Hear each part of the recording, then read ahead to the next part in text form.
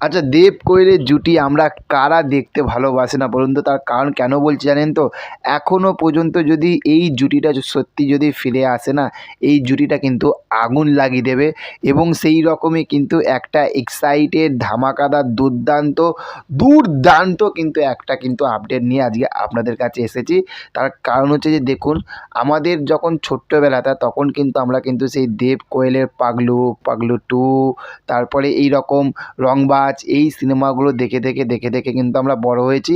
আর সেই সময়কার কিন্তু দেব কোয়েল মানেই কিন্তু আলাদাই কিন্তু একটা ব্যাপার ছিল।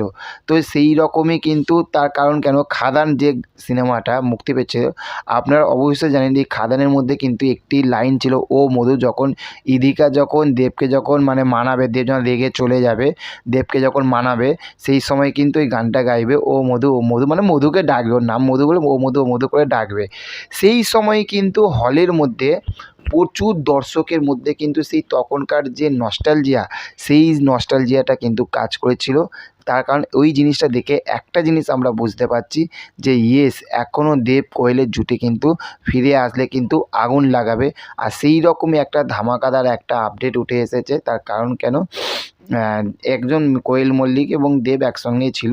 তো সেখান থাকতে একটা পার্টিতে, তো সেখান থাকতে যখন একজন মিডিয়া যখন কোয়েল মল্লিক বা দেবকে যায়, ওরা দুজন একসঙ্গে ছিল দেখে যখন জিজ্ঞাসা করলো যে দেব কোয়েল জুটি কি আমরা কি আবারও কি ফিরে পাবো, তখন দেব অবশ্য হ্যাঁ অফকোর্স কেন পাবো না, নিশ্চয়ই পাবো, কোয়েল যেদিনকে বলবে সেদিনকেই হবে।